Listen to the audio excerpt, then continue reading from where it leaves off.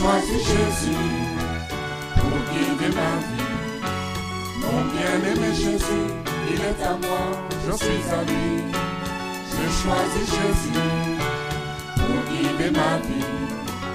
Mon bien-aimé Jésus, il est à moi, je suis à lui. J'ai choisi Jésus pour guider ma vie. Mon bien-aimé Jésus, il est à moi, je suis à lui. J'ai choisi Jésus pour guider ma vie. Mon bien-aimé Jésus, il est à moi, je suis à lui. En marchant dans les chemins, dans les rues, observant tous les... Gloire à Dieu. Nous allons lire dans Exode au chapitre 11. Le thème de ce matin, c'est Apocalypse 12, 11. Nous allons revenir là-dessus. Ils ont vaincu à cause du sang de l'agneau. Mais nous allons lire le contexte. Je crois que certains dans le milieu chrétien entendent qu'on appelle Jésus aussi l'agneau. Et qu'on insiste beaucoup sur le sang de Jésus-Christ. Donc on va essayer d'expliquer pourquoi tout ça en lisant dans Exode au chapitre 11. C'est quoi le contexte? Le contexte est le suivant. Nous sommes en Égypte où les enfants d'Israël sont esclaves. Pendant plus de 400 ans, ils sont esclaves de Pharaon, esclaves des Égyptiens. Et ils sont quand même le peuple de Dieu. C'est pourquoi Dieu leur envoie un prophète, un berger, pour les délivrer de cet esclavage en Égypte. Voilà le contexte. Et ce prophète s'appelle Moïse. Alors, Moïse doit affronter toute une armée, tout un roi, le roi d'un pays. Alors, qu'est-ce que Dieu lui donne comme ressource? Il lui donne un bâton et sa parole. Il dit, va devant Pharaon, dis-lui de libérer mon peuple, de lâcher mon peuple, de laisser mon peuple s'en aller, parce que le lieu où doit être mon peuple pour m'adorer, ce n'est pas l'Égypte, c'est un autre endroit. C'est ça le contexte. Mais Pharaon n'a pas voulu écouter Moïse, ce qui fait que Moïse a fait un premier miracle pour que Pharaon comprenne que le Dieu de Moïse, c'est le plus grand. Pharaon a résisté toujours. Après plusieurs miracles, il a résisté. C'est ainsi qu'il y a un dernier miracle qui concerne la colère de Dieu que Moïse va accomplir. Ce n'est pas Moïse qui va l'accomplir, c'est Dieu qui accomplit les miracles. Les hommes ne sont que des instruments. Mais Moïse va prévenir Pharaon. Et avant cela, Dieu va parler à Moïse pour lui expliquer ce miracle. Il est écrit au chapitre 11 d'Exode, l'Éternel dit à Moïse, je ferai venir encore une plaie sur Pharaon et sur l'Égypte. Après cela, il vous laissera partir d'ici. Lorsqu'il vous laissera tout à fait aller, il vous chassera même d'ici. Donc, Dieu dit qu'il va faire encore une œuvre puissante, c'est que ça mènera carrément Pharaon à lâcher prise, à laisser partir les enfants d'Israël. Verset 2. Parle au peuple, pour que chacun demande à son voisin et chacune à sa voisine des vases d'argent et des vases d'or. L'Éternel fit trouver grâce au peuple aux yeux des Égyptiens.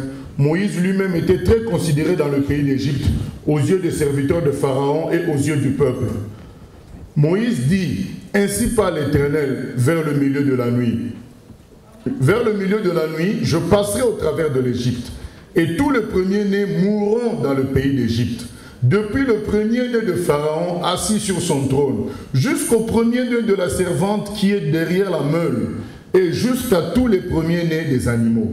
Il y aura dans tout le pays d'Égypte de grands cris, tels qu'il n'y en a point eu et qu'il n'y en aura plus de semblables.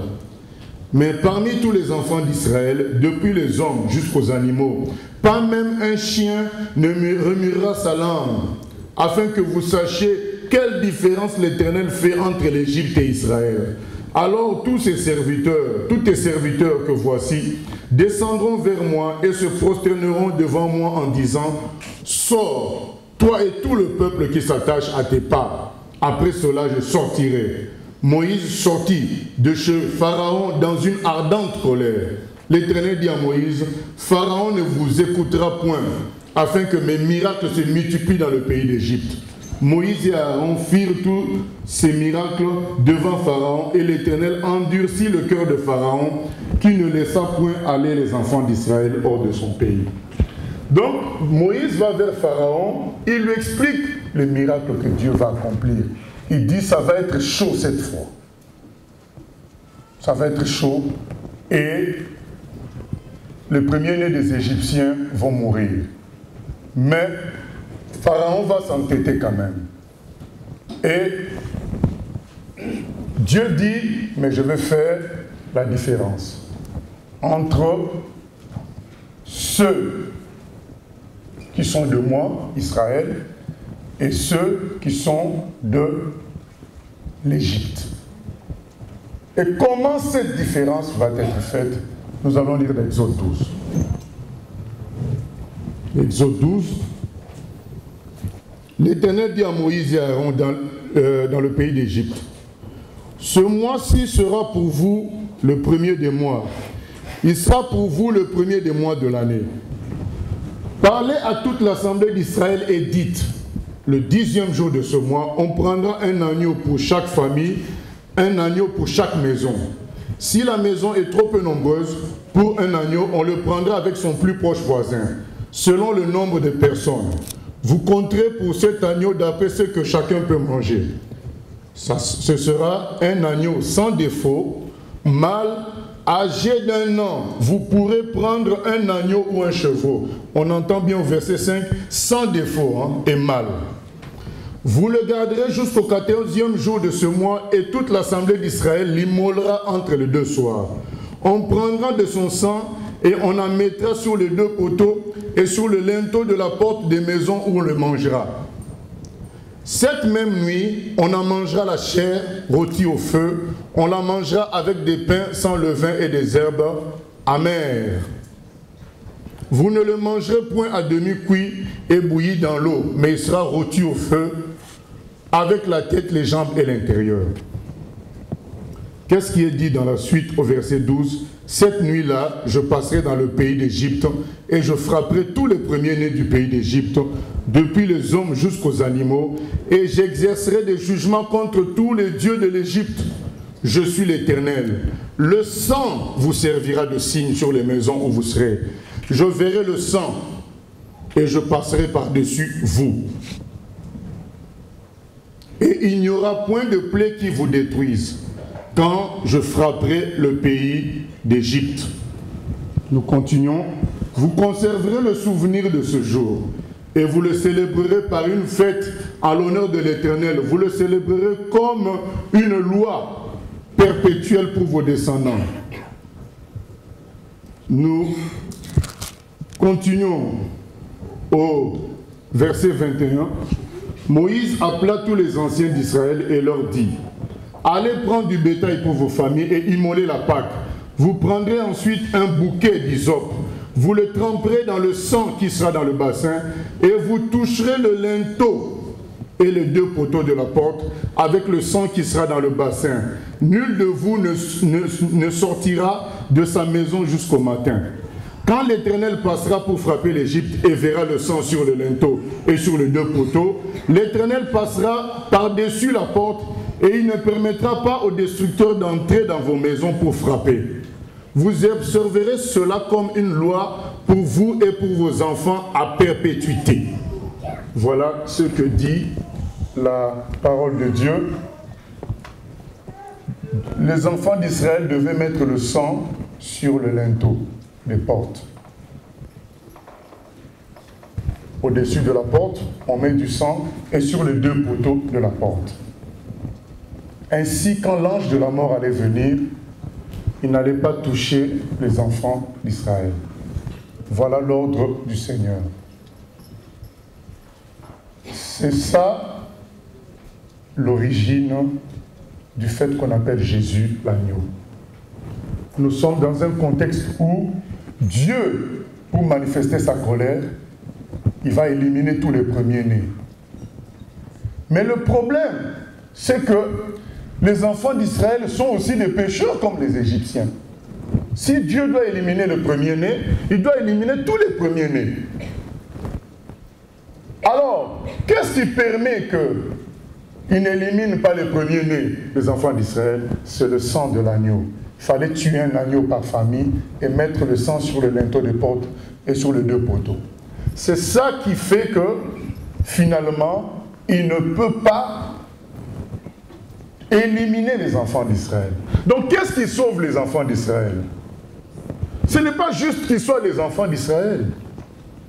C'est qu'il fallait qu'ils mettent le sang sur le linteau et sur les poteaux. Il faut retenir ça, c'est très important. Parce que Dieu est juste. Il ne fait pas de favoritisme. Il ne fait pas de différence. Maintenant, avec ceux qui traitent alliance avec lui, la différence, c'est qu'il intervient pour eux. Mais ce n'est pas qu'il les traite d'une manière spéciale en déconsidérant les autres. Non. Il intervient et il agit en leur faveur. Mais c'est toujours sa justice qui se manifeste. Et si Dieu devait faire agir sa colère, les aînés, les enfants d'Israël aussi devaient mourir. Mais Dieu n'a pas voulu ainsi. C'est pourquoi il leur a demandé de mettre le sang de l'agneau. C'est très important. C'est pourquoi maintenant, quand Jésus vient dans Jean au chapitre 1er, 29,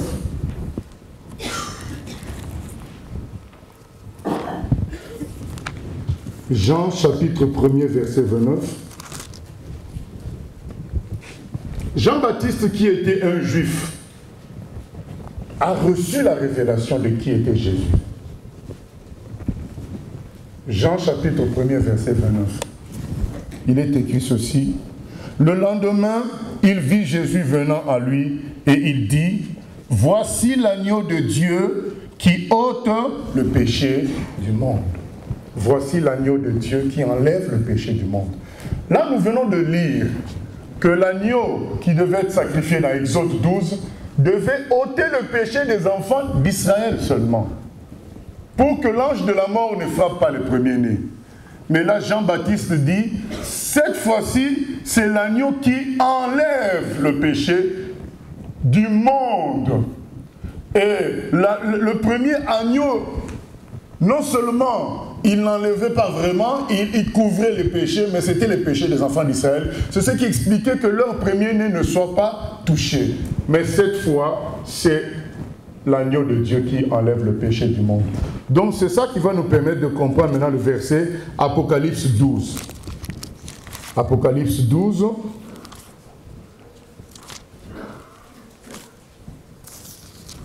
Dans Apocalypse 12, c'est écrit ceci. À partir du verset 7. Il est écrit, « Et il y eut guerre dans le ciel. Michel et ses anges combattirent contre le dragon, et le dragon et ses anges combattirent. Mais ils ne furent pas les plus forts, et leur place ne fut plus trouvée dans le ciel.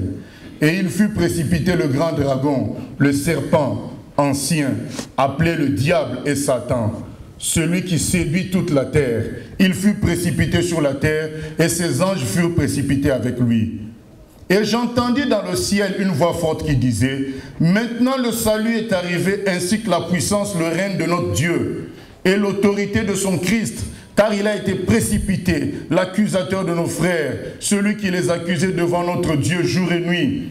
Ils l'ont vaincu à cause du sang de l'agneau et à cause de la parole de leur témoignage. Ils n'ont pas aimé leur vie jusqu'à craindre la mort. » Voilà notre verset d'aujourd'hui. Ils l'ont vaincu à cause du sang de l'agneau et à cause de la parole de leur témoignage. Ils n'ont pas aimé leur vie jusqu'à craindre la mort. Ils l'ont vaincu à cause du sang de l'agneau. Cette fois-ci, c'est le sang de Jésus. Donc, pourtant, la guerre dont on nous parle ici, c'est une guerre qui est dans le ciel. Au ciel, il y a une guerre, mais on dit que la victoire vient du sang de l'agneau. C'est pour nous montrer la responsabilité que nous avons en Jésus. En priant par le sang, en rappelant le sang de l'agneau dans nos prières, nous sommes vainqueurs des guerres qui ont lieu au ciel. Nous avons vaincu à cause du sang de l'agneau. Qu'est-ce qui est dit au verset 10? Il fut précipité l'accusateur de nos frères, celui qui les accusait devant notre Dieu jour et nuit. Alors, le sang dans l'Ancien Testament de l'agneau, ça faisait quoi? Ça faisait que les aînés n'allaient pas être touchés. Pourquoi ils devaient être touchés? Parce que tout le monde a péché. Même les enfants d'Israël. Alors Dieu, sachant que l'ange de la mort allait tuer même ses propres gens à lui, il leur a donné la solution. La solution, c'était de mettre le sang sur les linteaux. C'est ce que ça veut dire Pâques, passer par-dessus. Donc quand l'ange de la mort allait venir, il allait passer par-dessus. L'ange de la mort, permis par Dieu, étant un instrument de vengeance de Dieu, il allait passer par-dessus. Et aujourd'hui, nous avons mieux que le sang d'un animal, c'est le sang du Fils de Dieu. C'est ça notre victoire. Donc, nous comprenons la profondeur de notre victoire. Aujourd'hui, à cause de tous les péchés des humains, à cause de nos péchés, Satan nous accuse auprès de Dieu. Il dit à Dieu que nous sommes mauvais. Et il a raison. Il rappelle à Dieu tous nos péchés. Et Dieu, dans sa justice, est obligé d'en tenir compte. Mais qu'est-ce qui fait que Dieu, pour nous, ses enfants, pour nous qui avons choisi Jésus comme Seigneur et Sauveur, il a un comportement différent, c'est à cause du sang de Jésus-Christ. Et donc, à chaque fois que Satan vient nous accuser, Dieu, le Père, lui rappelle que Jésus a fait couler son sang pour nous. Comme l'agneau d'autrefois, qui était le sacrifice, qui représentait la condamnation de Dieu. Donc, au lieu que Dieu condamne le premier-né israélite, il a condamné un animal. Mais un animal ne peut pas remplacer un humain. C'est pourquoi il fallait qu'il y ait un humain qui soit considéré comme un agneau. C'est pourquoi Jean-Baptiste, quand il a vu Jésus, il a dit, voici le véritable agneau. Et il devait être sans défaut, l'agneau. Et Jésus était sans défaut. Il devait être mâle, Jésus était mâle. Voilà.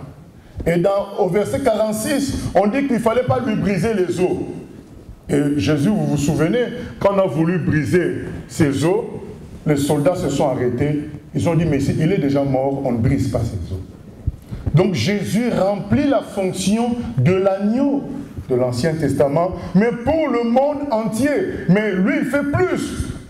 Parce que l'agneau de l'Ancien Testament n'effaçait pas, n'effaçait pas les péchés, mais il couvrait les péchés, son sang. Mais Jésus, son sang, efface les péchés. Voilà notre victoire. Nous avons vaincu à cause du sang de l'agneau. Vous savez, c'est très important de comprendre ces choses. On vient de le dire. Ce n'est pas juste le fait d'être israélite qui les sauvait. Être israélite les prédisposait à la faveur de Dieu. Mais ça ne les sauvait pas. Qu'est-ce qui les a sauvés, ces premiers-nés? C'est le sang de Jésus-Christ. C'est pour te dire aujourd'hui que ce ne sont pas tes œuvres qui peuvent te sauver. Ce n'est pas ta religion qui peut te sauver. Ce n'est pas ta mentalité qui peut te sauver. Ce n'est pas ton intelligence. Ce n'est pas le fait que tu paraisses plus beau que d'autres personnes qui peut te sauver. Ce n'est pas parce que tes parents disent que tu es gentil. Ce n'est pas parce que ton environnement dit que tu es gentil qui peut te sauver. Tout le monde est pécheur. Le salut n'est possible que par le sang de l'agneau. C'est tout. Mais ce n'est pas tout le monde qui peut bénéficier du sang de l'agneau. C'est ceux qui croient au message de Dieu. Parce que il y a la suite nous dit quoi? Ils ont vaincu à cause du sang de l'agneau. Au verset 11, c'est dit, et à cause de la parole de leur témoignage. Donc il ne suffit pas qu'il y ait le sang de l'agneau, il faut croire en ça. Il faut accepter d'être du peuple de Dieu. Il faut accepter d'être une nouvelle personne avec Dieu par son Fils Jésus. Et là, on bénéficie du sang de l'agneau. Sinon, on n'en bénéficie pas. Comprenez bien aimé la colère de Dieu. S'il n'allait pas épargner les enfants d'Israël, il fallait le sang de l'agneau. Mais pour nous, c'est bien plus grave. Quelle sera la colère de Dieu envers ceux qui doutent? Alors qu'il y a le sang de l'agneau qui est disponible pour nous purifier de tout péché. Aujourd'hui, je nous interpelle. On n'est pas sauvé parce qu'on a été bon, parce qu'on fait de bonnes œuvres. On est sauvé à cause du sang de l'agneau. Ils l'ont vaincu à cause du sang de l'agneau. À cause du sang de l'agneau, l'ange de la mort ne peut plus nous toucher. À cause du sang de Jésus. Mais il faut notre témoignage. Il faut témoigner que Jésus-Christ a été crucifié pour nous à la croix. Son sang a été coulé à la croix. Quand on témoigne de cela, l'accusateur de nos frères est vaincu. Satan est vaincu. Voilà d'où vient notre victoire. Parce que le sang de Jésus, parce qu'il y a beaucoup de versets à lire, dans Hébreux 10, 22, c'est écrit, ça purifie même notre conscience. Dans l'Ancien Testament, il y avait un sacrifice qu'on appelait le sacrifice d'expiation. Il y avait un autre qu'on appelait le sacrifice de culpabilité dans Lévitique, si vous lisez au début. Le sacrifice d'expiation, c'était par rapport à Dieu. Donc Dieu est en colère à cause des péchés des hommes. Alors le sacrifice d'expiation servait à freiner la colère de Dieu. On tuait un animal, on répandait le sang. Ça servait à freiner la colère de Dieu. Le sacrifice de culpabilité, ça servait à donner la paix à l'homme. La colère de Dieu est freinée par le sacrifice d'expiation. La culpabilité, parce que l'homme, même si on lui dit qu'il est pardonné, il est quand même toujours dérangé.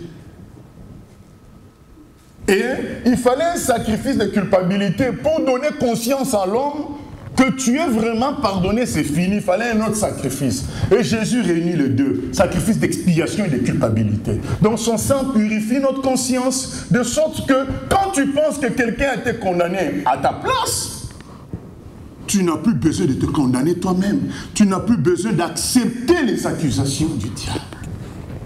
C'est pourquoi il est dit, nous avons vaincu à cause du sang de l'agneau. L'accusateur est vaincu parce qu'il va nous accuser de quoi? Christ a été condamné à notre place. Il a été crucifié. Notre conscience peut être tranquille malgré tout ce qu'on a fait à cause du sang de Jésus. Parce que vous savez, beaucoup de personnes disent, mais c'est quand même pas normal. Le jour où j'ai parlé du salut en Jésus à un musulman, un jour, je lui ai expliqué l'histoire de l'agneau. Enfin, j'ai été bref. Je lui ai dit que avec Jésus, nous sommes pardonnés. Il dit, mais c'est trop facile.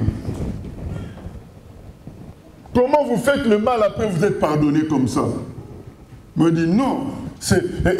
Il fallait beaucoup plus de temps pour lui expliquer. Ça n'a pas été facile. Ça a été difficile pour Dieu parce que c'est son propre fils qui a été crucifié.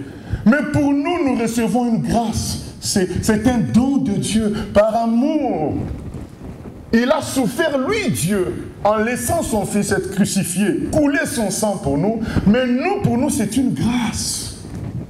Alors, vous vous imaginez quelle va être la colère de Dieu envers tous ceux qui refusent cette grâce? C'est son fils qui a été crucifié à notre place. De sorte que l'ange de la mort ne nous touche plus. De sorte que nous ayons la vie éternelle. Nous avons vaincu à cause du sang de l'agneau. Bien-aimés, c'est ça la vérité biblique. Dieu a tant aimé les hommes qu'il a donné son Fils unique, afin que quiconque croit en lui ne périsse point, mais qu'il ait la vie éternelle. Alors, l'apôtre Paul nous dit dans Hébreux 10, quelle va être la colère de Dieu envers tous ceux qui refusent ce cadeau du sang de l'agneau. Vous savez, la bonne nouvelle, c'est quoi? C'est que tu n'as plus besoin d'avoir honte en te comparant à quelqu'un d'autre. Parce que ce qui nous détruit aussi, c'est qu'en nous comparant à d'autres personnes, on a l'impression qu'on est trop impur pour être sauvé et d'autres personnes peuvent l'être. Non! Personne ne peut être sauvé par lui, par elle-même. C'est Dieu qui sauve par le sang de l'agneau. Nous avons vaincu à cause du sang de l'agneau. Le sang de l'agneau peut nous purifier. Voilà la bonne nouvelle. Nous avons vaincu le diable. Premièrement, il voulait notre condamnation, c'est fini. Christ a été condamné pour nous. Et aujourd'hui, quand nous prions, le diable nous dit, mais tes prières ne vont pas être entendues. Tu es un pécheur, tu es un escroc, tu as menti hier. Et nous, qu'est-ce qu'on lui donne comme réponse? On lui dit, mais le sang de l'agneau a purifié mes péchés. M'a purifié de tous mes péchés.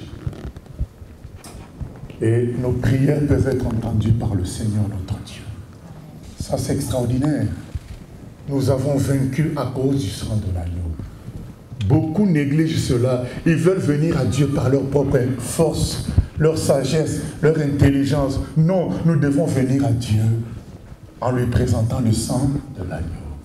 En disant, si je peux venir devant toi, Dieu, moi je ne suis pas digne. Mais Jésus-Christ a coulé son sang. Le sang de l'agneau me purifie de mes péchés. C'est ce qui est écrit dans 1 Jean 1,9. Si nous confessons nos péchés, il est fidèle et juste pour nous pardonner. Et son sang nous purifie de toute iniquité. Voilà ce qui est dit dans 1 Jean 1,9. Le sang de l'agneau est là. Nous avons vaincu à cause du sang de l'agneau. Après, avec le sang de l'agneau, tu peux recommencer une nouvelle vie. L'ancienne vie peut être effacée. Ça, c'est le deuxième point. Tu n'es plus condamné à cause du sang de l'agneau. Et donc, tu peux commencer une nouvelle vie. Satan veut te laisser dans l'ancienne vie en disant que tu es mauvais, tu es ceci, tu es cela. Reste mauvais parce qu'il n'y a pas de solution. C'est faux, il y a la solution. Le sang de l'agneau peut être effacé. Et tu peux commencer maintenant une nouvelle vie. Imaginez quelqu'un qui refuse le médicament devant une maladie mortelle. Mais c'est sa mort qui va suivre. C'est la même chose. Tu refuses le sang de Jésus, tu restes là-bas. Et après avoir commencé une nouvelle vie, nous avons des conquêtes à faire. Gagner des territoires pour Dieu, prêcher, sauver des âmes. Il nous est dit, nous avons vaincu à cause du sang de l'agneau. Parce que le diable viendra nous dire, nous n'avons pas le droit. Ici, les gens sont mauvais. Les Français sont mauvais. Les Sénégalais sont mauvais, ceci, cela. Nous allons dire, nous avons vaincu à cause du sang de l'agneau. Nous ne venons pas avec nos efforts personnels. Nous venons avec les efforts de celui qui à la croix a crié, dans Jean 19:30, tout est accompli. Le sang a coulé. Le diable n'a plus de force. Parce que la force du diable, c'est quoi? C'est le péché de l'homme. Sachez-le, hein, la force du diable, ce n'est pas t'étrangler la nuit. Hein, quand tu dors dans les songes où tu te vois un animal qui te suit. C'est pas ça sa force. Sa force, c'est le péché que tu commets. C'est ce péché qui lui donne le droit de te faire du mal. Si tu n'as pas de péché, il n'a aucun droit. Sa force, c'est le péché de l'homme. Maintenant, le sang de l'agneau vient effacer le péché de l'homme. La force du diable est calme. C'est ça. Nous avons vaincu à cause du sang de l'agneau. Donc à chaque fois que le diable va nous présenter ses arguments, en disant il y a ceci, il y a cela, il y a ceci, cela, nous lui disons mais oui, mais il y a aussi le sang de l'agneau. Il y a le sang de l'agneau qui efface, qui remet les compteurs à zéro. Maintenant, nous venons avec ce sang devant Dieu, dire mais Dieu, que ta colère s'efface pour nous. Exauce notre prière. Que ta colère s'efface à cause du sang de Jésus-Christ. Nous avons vaincu à cause du sang de l'agneau. Et à la croix, Jésus dit dans Jean 19:30, tout est accompli. C'est fini, c'est réglé. Le diable n'a plus de prise. Il est jugé, il est vaincu. Et tout ça à cause du sang de Jésus. On nous raconte qu'il y a telle malédiction dans la famille, telle malédiction dans tel endroit, tel problème avec nos ancêtres, ceci, cela. Mais disons clairement, nous avons vaincu à cause du sang de Jésus-Christ. Voilà. Vous connaissez l'histoire de Zachée, non? Un homme qui était un grand pécheur. Mais il a été sauvé comment? Parce que Jésus savait qu'il allait faire couler son sang à la croix pour lui. Vous connaissez l'histoire dans Luc 7 de la femme prostituée, que tout le monde fouillait, mais elle est venue auprès de Jésus. Jésus l'a accueillie. Pourquoi? Parce que Jésus savait qu'à la croix, il allait faire couler son sang pour effacer les péchés de tous les péchés de cette prostituée. C'est pourquoi Jésus dit que les prostituées et les voleurs nous dévanceront les gens qui se croient propres dans le royaume de Dieu.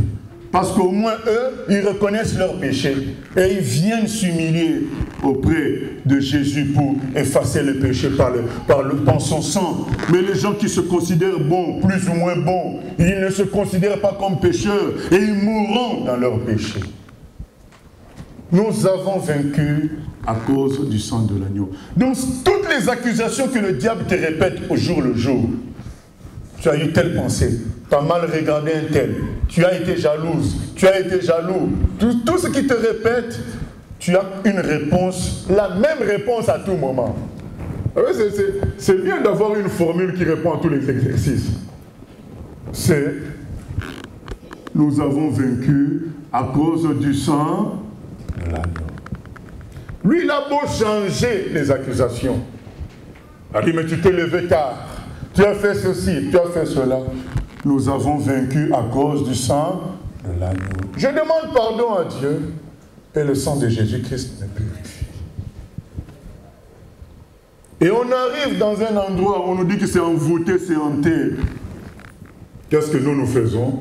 Nous rappelons au diable qu'il a perdu la bataille à cause du sang de l'agneau.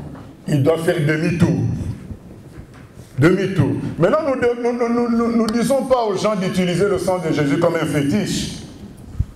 Tu es dans le vol, dans l'escroquerie, dans ton péché et tu viens utiliser le sang de Jésus comme un fétiche. Non!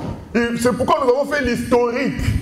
Il faut que tu comprennes d'où ça vient cette pensée-là de l'appeler Jésus l'agneau de Dieu. Ça vient d'où?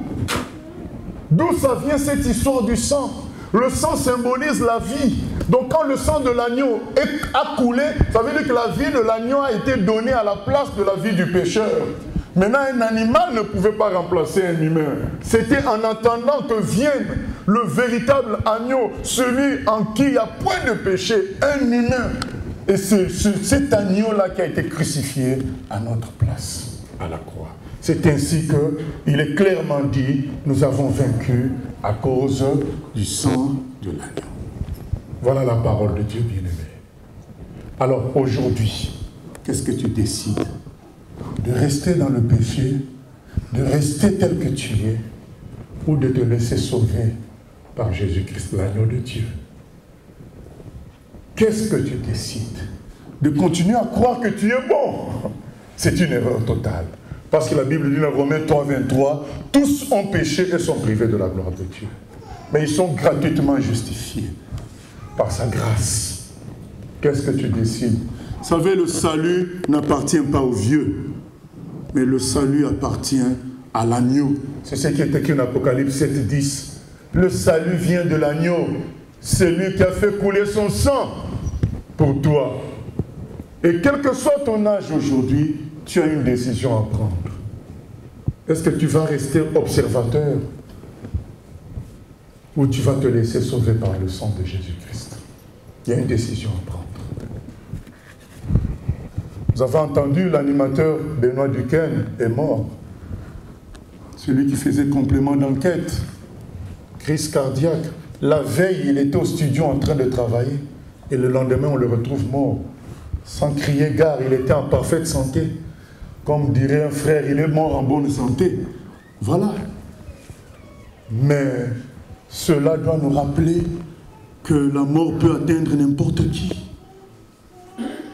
Qu'est-ce que tu décides de faire? Et deuxièmement, toi qui es vraiment chrétien aujourd'hui, qu'est-ce que tu décides? De rester chrétien, touriste, observateur, ou de prendre ta victoire envers tout ce qui t'embête par le sang de Jésus-Christ? pourquoi à partir d'aujourd'hui ne pas commencer à prier en fonction de tout ce qui vient d'être expliqué? Le sang a coulé, le sang de l'agneau. L'ange de la mort, l'ange de la mort, c'est l'ange le plus destructeur, on l'appelle aussi l'ange destructeur. Donc tout ce qui nous détruit est lié au péché et à la mort. Et bien cet ange-là n'a pu rien faire sur les enfants d'Israël parce qu'il y avait le sang de l'agneau sur le manteau. Et donc l'ange destructeur dans ta vie ne peut rien parce que nous avons vaincu à cause du sang de l'agneau. Tu vas continuer à rester un chrétien qui ne fait que pleurer de tous les problèmes qui s'abattent sur lui, ou bien tu veux prendre conscience de ce que Jésus est venu apporter et entrer dans une nouvelle vie pour te laisser purifier par le sang de l'agneau. Remettre les compteurs à zéro, dire mais voilà, Jésus est venu, tout peut recommencer à nouveau et que nous soyons vainqueurs dans tous les combats que nous menons. C'est bien dit, c'est bien le terme vaincu qui est dit. Ils ont vaincu. Donc il y a des combats que nous allons avoir, mais nous avons vaincu à cause du sang de l'agneau. Veux-tu vaincre dans tes combats?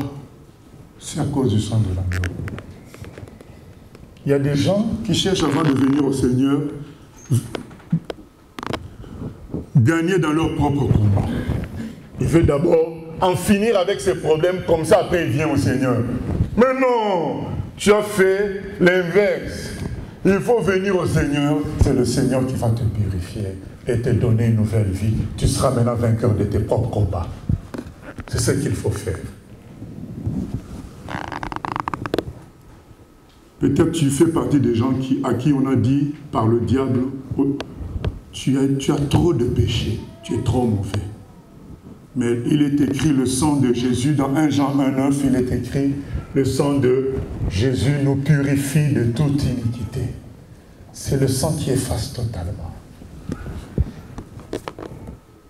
Il y a un chant qui dit « Miséricorde insondable, Dieu peut-il tout pardonner, absoudre un si grand coupable et mes péchés oubliés. Jésus, je viens à toi, tel que je suis, je viens à toi. Jésus, je viens à toi, tel que je suis, prends-moi. » C'est le chant que tu dois chanter dans ton cœur, dire Jésus, c'est vrai que même ma chair m'accuse. Même moi-même, je m'accuse. Je suis pécheur. Et le diable, n'en parlons pas. Mais Jésus, je viens à toi, tel que je suis. Prends-moi. Et il va te prendre, te laver dans le sang de l'agneau, te donner une nouvelle vie aujourd'hui. Voilà la puissance du sang de l'agneau. Ça permet de commencer une nouvelle vie. Je vais inviter les gens de l'équipe de louange à venir chanter avec nous. Si tu es au milieu de nous et que tu veux te laisser sauver par le sang de Jésus, je t'invite à avancer devant. Nous allons faire la prière ensemble. Tu te mets là. Nous allons faire la prière à travers laquelle tu vas dire à Jésus, à partir d'aujourd'hui, je capitule, je cède à toi. Purifie-moi par ton sang précieux. Et laisse-moi, permets que je commence une nouvelle vie. Voilà l'appel que je fais à tous ceux qui ont compris qu'est-ce que Jésus a fait pour eux à la croix. Donc si tu veux commencer une nouvelle vie, purifiée par le sang de Jésus, je t'invite à avancer devant et nous allons faire la prière.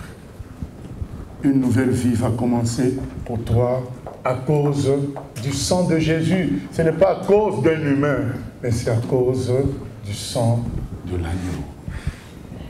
Nous avons vaincu à cause du sang de l'agneau. Merci Seigneur. Tel que je suis, sans rien à moi, sinon pour moi,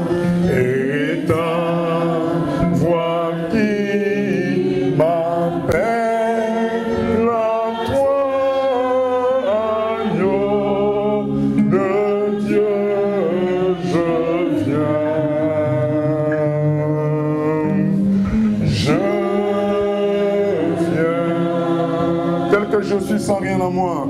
Tel que je suis sans rien à moi.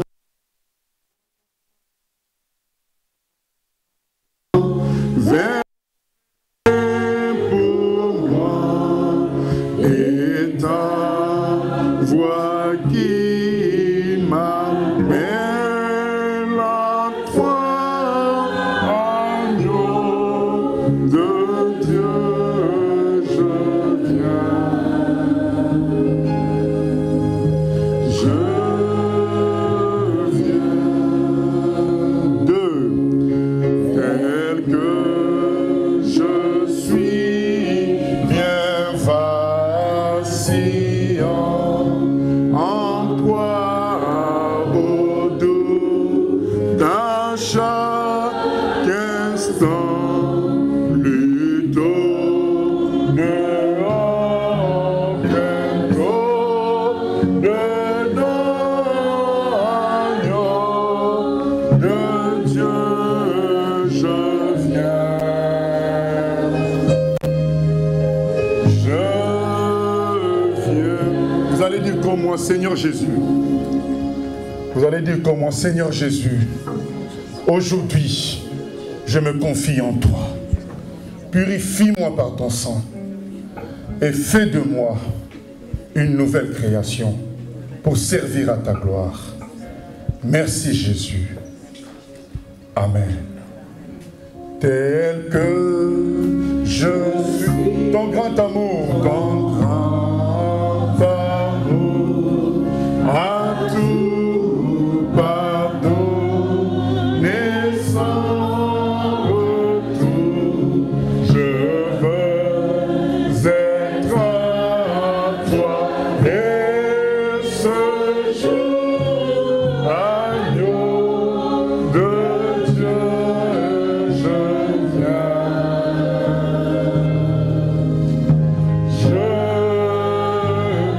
Merci Seigneur pour ta gloire qui descend sur mes bien-aimés, qu'aujourd'hui ils commencent une nouvelle vie dans la puissance de Jésus, purifiés par le sang de l'agneau. Seigneur, merci de les revêtir de ta gloire et que autour d'eux les gens réalisent que tu es en eux et qu'ils se laissent aussi sauver par toi. Merci de servir d'eux, Seigneur, pour sauver un grand nombre. Merci de faire de mes bien-aimés qui se sont avancés de nouvelles créatures par ta puissance, à cause du sang de l'agneau.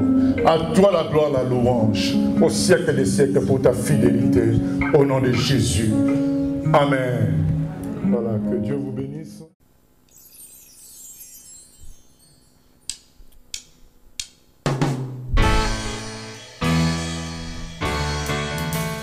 J'ai choisi Jésus pour guider ma vie. Mon bien-aimé Jésus, il est à moi, je suis à lui. J'ai choisi Jésus pour guider ma vie.